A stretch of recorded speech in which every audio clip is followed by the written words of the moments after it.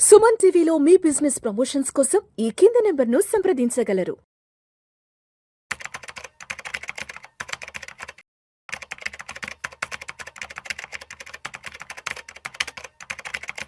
Hi hello నమస్తే welcome back to Suman TV. Present మనతో పాటు ఉన్నారు క్యూపీఎఫ్పి సాయిరామ్ గారు. నమస్తే సార్. నమస్తే మేడం. మనం ఫినాన్షియల్ ఫ్రీడమ్ అని మాట్లాడుతూ ఉంటాం కదా, చాలా వీడియోస్లో చాలా మంది చెప్తూ ఉంటారు. రియల్ ఫినాన్షియల్ ఫ్రీడమ్ అంటే ఏంటి అసలు, ఒకసారి మా వ్యూవర్స్. సో నిజమైన ఆర్థిక స్వాతంత్రం అంటే డబ్బు గురించి రేపు భవిష్యత్తులో మనం ఎటువంటి బెంగ పెట్టుకోకుండా ఉండటం. సో అది ఈ రోజే మనం గనక అలా సెటప్ చేసుకుంటే గనక మన అసెట్స్ని గనక మనకి నిజమైన ఆర్థిక స్వాతంత్రం వస్తుంది. సో నేను ఈ రోజుల్లో చాలా మందిని చూస్తూ ఉంటారు, ఉండటానికి కోట్లలో ఆస్తి ఉంటుంది, కానీ ఒక్క మంత్ జీతం లేకపోతే గనక జీవితం మొత్తం అతలాకుతలం అయిపోతుంది, తలకిందులు అయ్యే వాళ్ళని కూడా నేను చూశాను. సో ఇక్కడ ఏంటంటే సంపద ఉండటం వేరు, దాని నుంచి సంపాదన రావటం వేరు. చాలా మంది మనకు ఏంటంటే తెలుగు స్టేట్స్ లో వాళ్ళు ఫోకస్ అంతా సంపద మీద ఉంటుంది, అంటే వాళ్ళు ఎంత ఎసెట్స్ కూడబెట్టుకోవడం మీద ఉంటుంది, బట్ ఆ ఎసెట్స్ వాళ్ళకి ఎలా యూటిలైజ్ అవుతుంది అది కంప్లీట్ గా మర్చిపోతూ ఉంటారు.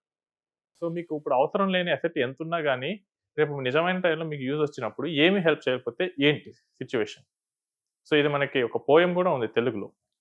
సో సింపుల్గా దాని మీనింగ్ ఏంటంటే మనకి అవసరంలో హెల్ప్ చేయని బంధువు, నెక్స్ట్ మనం ఎంత ప్రే చేసినా వరమయ్యని దేవుడు, యుద్ధంలో కనుక మనం ఎక్కితే సరిగ్గా వెళ్ళని గుర్రం, వెంటనే మనం విడిచిపెట్టాలి. సో వీళ్ళు ఆ ముందే మనకి చెప్పారు మన పెద్దలు.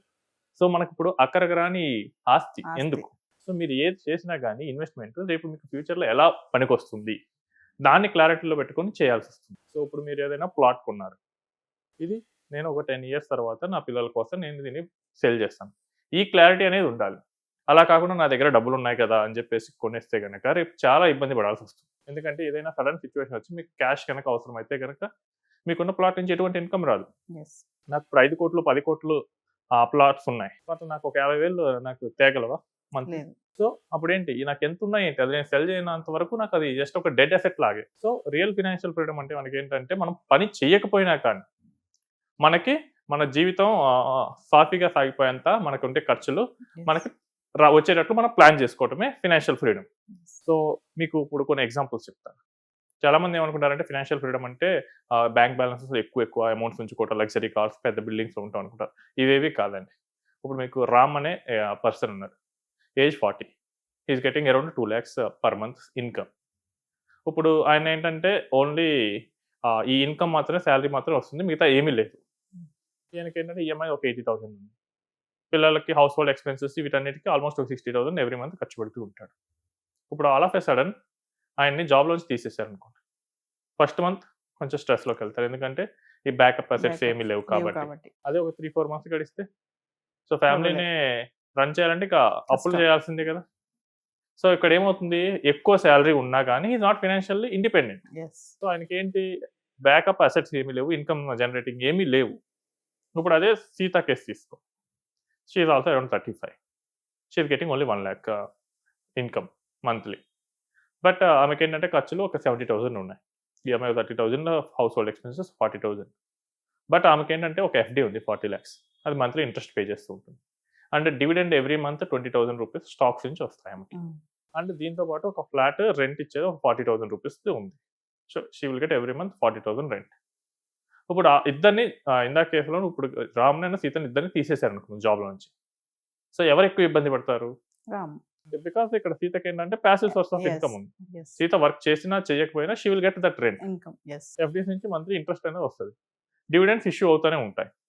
సో ఇక్కడ మనకేంటంటే ఇన్కమ్ బట్టి కాదు ఫినాన్షియల్ ఫ్రీడమ్ అనేది, మనం చేసుకునే ప్లానింగ్ బట్టి ఉంటుంది. అండ్ చాలా మంది ఏమనుకుంటారంటే ఈ ఫినాన్షియల్ ఫ్రీడమ్ అంటే రిటైర్మెంట్ అనుకుంటారు, ఎందుకంటే రిటైర్ అయిన తర్వాత పెన్షన్ వస్తుంది, నేను ఫినాన్షియల్లీ ఇండిపెండెన్స్ అనుకుంటారు. సో అది కూడా నిజం కాదండి. మనకి కొంతమందికి ఏంటంటే 30s లో కూడా ఫినాన్షియల్లీ ఇండిపెండెంట్ అవ్వచ్చు, కొంతమంది ఏంటంటే 60s లో ఉన్నా కానీ they may not able to complete there financials. So ఇదేంటంటే మోర్ ఓవర్ ఏజ్తో సంబంధం కాదు, ఇది ఒక ప్లానింగ్ ప్రాసెస్తో సంబంధమైన మ్యాటర్. సో మెయిన్గా ఈ ఫినాన్షియల్ ఫ్రీడమ్ అనేది మనకి మనం 4 stagesలో మనం రీచ్ అవ్వచ్చు. సో ఎవ్రీవన్ అందరూ స్టార్ట్ చేసేది ఏంటంటే 0 నుంచి స్టార్ట్ చేస్తారు వాళ్ళ జాబ్ ఆర్ కెరియర్. సో ఈ టైంలో ఏంటంటే ఇన్కమ్ అప్పుడే స్టార్ట్ అవుతుంటుంది. సో ఇప్పుడు ఏంటంటే మనం ఎమర్జెన్సీ ప్లానింగ్ ఇవన్నీ చేసుకునేంత టైం కూడా ఉండదు. సో అప్పుడే కెరీర్లో స్టార్ట్ చేయాలంటే దే ఆర్ గెటింగ్ జాబ్ కాబట్టి ఇక్కడ మనం దీని ఏంటంటే సర్వైవల్ స్టేజ్ అంట. ఇక్కడ మనం సర్వై అవడానికి మెయిన్ ప్రయారిటీ ఇస్తాం. సో ఇందులో ఎమర్జెన్సీ అంటే కొంచెం భయం ఉంటుంది. సో అప్పుడే ఫ్రెషర్‌గా జాయిన్ అవ్వడం 6 మంత్స్‌లో తీసేస్తామంటే ఎంత భయం ఉంటది. సో ఇది సర్వైవల్ స్టేజ్ అంటాం. సో ఇప్పుడు ఇక్కడ మనం సర్వైవల్ స్టేజ్‌లో మనం ఏం చేయాలంటే రేపు ఏదైనా ఎమర్జెన్సీ సిట్యుయేషన్ వస్తే ఏం చేయాలి? యెస్. సో ఫస్ట్ ఏంటంటే కొంచెం ఎమర్జెన్సీ పర్పస్‌గా క్యాష్ పెట్టుకోవాలి. Emergency fund. And adequate health ఇన్స్యూరెన్స్‌కి మనం ప్లాన్ చేసుకోవాలి. సో ఇలా ప్లాన్ చేసుకున్నప్పుడు మనం ఏం చేస్తామంటే నెక్స్ట్ స్టెబిలిటీ స్టేజ్‌కి వెళ్తాం. ఇక్కడ ఏంటంటే మనకు కొంత ఎమర్జెన్సీ ఫండ్ ఉంటుంది క్యాష్. యెస్. 3-4 లక్షలు అండ్ ఒక గుడ్ హెల్త్ ఇన్సూరెన్స్ కార్పస్ ఒక 25-50 lakhs హెల్త్ ఇన్సూరెన్స్ కార్పస్ ఉంటుంది. సో ఇన్ కేస్ ఏదైనా కనుక రిస్క్ జరిగినా కానీ మనం ముందే ప్రిపేర్డ్ అయి ఉంటాం. సో మన ఫైనాన్సెస్ అన్ని ఒకేసారి స్టేబిలిటీగా ఉండటం వల్ల అంత ఇంపాక్ట్ అనేది ఉండదు. యెస్. ఇప్పుడు మనం ఏం చేయాలంటే ఇంక నెక్స్ట్ స్టేజ్కి ఎలా వెళ్ళాలి? సో ఫ్యూచర్లో మనకి ఏమేమి అవసరాలు ఉంటాయి? సో దానికి ఇప్పటి నుంచే మనం ఇన్వెస్ట్మెంట్స్ వైపుగా వెళ్ళాల్సి వస్తుంది. అండ్ ఇప్పుడు వరకు ఏంటంటే మనం సేవ్ మీద ఫోకస్ చేస్తాం. సో సేవింగ్స్లో మనీ ఏంటంటే గ్రో అవ్వదు పెద్దగా. మన మనీ ఇన్ఫ్లేషన్కి అడ్జస్ట్ అవుతూ అటు ఇటు ఆల్మోస్ట్ అక్కడే ఉంటుంది.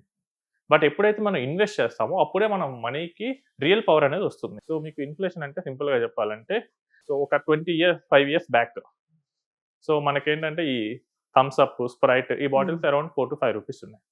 ఇప్పుడు 20 రూపీస్ ఉంది. అంటే సేమ్ 200 ml బాటిల్ ఒకప్పుడు నాకు 5 రూపీస్కి దొరికేది, ఇప్పుడు నాకు 20 రూపీస్కి దొరుకుతుంది. అంటే నా 5 రూపీస్ తన పర్చేస్ పవర్ని కోల్పోయింది. సో నేను సేవ్ చేసుకుంటా వెళ్ళా అనుకోండి, సో మీ 5 రూపీస్ మహా అయితే 20 రూపీస్ అవుతుంది. అంటే నేను అప్పుడేం కొనగలను, ఇప్పుడు అయ్యే కొనగలను 20 రూపీస్కి. బట్ నేను ఎప్పుడైతే దాన్ని ఇంకొంచెం ఇన్వెస్ట్ చేయడానికి వాటిలో పెట్టాను అనుకోండి, అది మోర్ రిటర్న్ జనరేట్ చేస్తారు. సో మోర్ రిటర్న్ జనరేట్ చేసేటప్పుడు ఏమవుతుందంటే నాకు ఇన్స్టెడ్ ఆఫ్ 20 ఐ కెట్ 20 or 30. అప్పుడు నేను ఇంకా ఎక్కువ కొనగలను. సో ఈ రోజు నేను సేవ్ చేస్తానంటే దాని రేపు ఫ్యూచర్లో నేను కొంచెం ఎక్కువ స్పెండ్ చేయడానికి దాచుకుంటున్నాను. సో అలా చేయాలంటే మనం ఇన్ఫ్లేషన్ బీట్ చేసే వాటిలో పెట్టుకోవాలి. So third stage is the security stage. ఇక్కడ మనం ఏంటంటే ఇన్వెస్ట్మెంట్స్ అన్ని కరెక్ట్గా ప్లాన్ చేసుకుంటూ ఉంటాం. అంటే ఫ్యూచర్ గోల్స్ని కూడా మనం వెల్ డిఫైన్డ్గా ఉంటున్నాం. నాకు ఈ టైంలో నాకు కిడ్స్కి ఎడ్యుకేషన్ ఉంటుంది, ఈ టైంలో వాళ్ళ మ్యారేజెస్ ఉంటాయి, ఈ టైంలో నాకు హౌస్ పర్చేస్ చేస్తాం, ఈ టైంలో నేను ఇంటర్నేషనల్ టూర్కి వెళ్తాను. సో దీన్ని తగ్గట్టుగా ఇన్వెస్ట్మెంట్స్ అంతా స్టార్ట్ చేస్తాం. And the last stage is the freedom stage. ఎప్పుడైతే ఈ ఇన్వెస్ట్మెంట్స్ వాటి వాల్యూస్ని రీచ్ అయ్యాయో ఇక ఆటోమేటిక్గా మనం ఫైనాన్షియల్గా ఫ్రీ అయినట్లు. సో ఇప్పుడు నేను ఒక సాఫ్ట్వేర్ జాబ్ చేస్తున్నాను, నాకు మంత్లీ 1 lakh శాలరీ వస్తుంది. నేను ఒక 10 years నుంచి ఇన్వెస్ట్ చేయడం వల్ల నాకు mutual fund corpus example 2.5 crores ఉంది.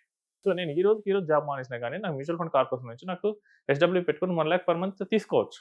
సో అప్పుడు ఏంటి, నేను ఆ స్టేజ్ ఫ్రీడమ్ స్టేజ్ని రీచ్ అయ్యాను. సో మనం ఏంటంటే ఈ 4 స్టేజెస్ని వెల్ డిఫైన్డ్గా ప్లాన్ చేసుకొని కన్సల్టెంట్ రీచ్ అయితే కనుక మనం ఈజీగా అచీవ్ అవ్వచ్చు.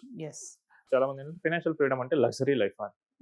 It's not luxury life. And I have a client almost business person. So 18 hours a day work చేస్తారు.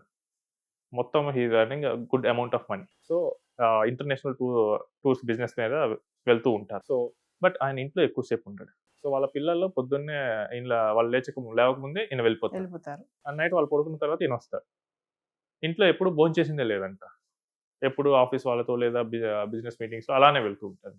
సో అది ఆయనకి డబ్బు ఉంది, లగ్జరీ కార్స్ ఉన్నాయి, బట్ ఆ ఫ్రీడమ్ లేదు. ఎందుకంటే ఆయన చేస్తేనే ఆ బిజినెస్ నడుస్తుంది and he's bound to that business. But ఒక చిన్న ఆటో డ్రైవర్ తీసుకుంటే వాళ్ళ నైట్ వాళ్ళ ఫ్యామిలీతో ఎంత హ్యాపీగా గడుపుతారు. సో ఆ ఫెసిలిటీ వీళ్ళకి లేదు. మనకి ఫినాన్షియల్ ఫ్రీడమ్ వీటి మీద మెయిన్గా ఫోకస్ చేస్తుంది. మీ టైంని మీకు నచ్చినట్టు గడిపేటట్లు ఆ అవకాశం ఇస్తుంది. అంతేగాని మనకి లగ్జరీ హోటల్స్లో ఉంటాం, లగ్జరీ కార్స్ ఇది మెయిన్ కాదు financial freedom. So it's not more about money, it's about freedom. So జీతం గురించి కాదు, జీవితం కోసం ఎంత పీస్ ఆఫ్ మైండ్తో మనం నిద్రపోతున్నాం అనేది, రేపటి గురించి బెంగ లేకుండా చేసుకునేది real financial freedom. So every one should go to this stage, real financial freedom వైపు మూవ్ అవ్వాలి. సో ఎర్లీగా ప్లాన్ చేస్తే కనుక మనకి ఏజ్ ఉంటుంది కాబట్టి కొంచెం తొందరగా రీచ్ అవ్వచ్చు. అదే లేట్గా చేస్తే కనుక మనకి టైం తక్కువ ఉంటుంది కాబట్టి కొంచెం ఎక్స్ట్రా అమౌంట్స్తో మనం ఇన్వెస్ట్మెంట్స్ అనేవి అన్ని స్ట్రీమ్ లైన్ చేయాల్సి వస్తుంది.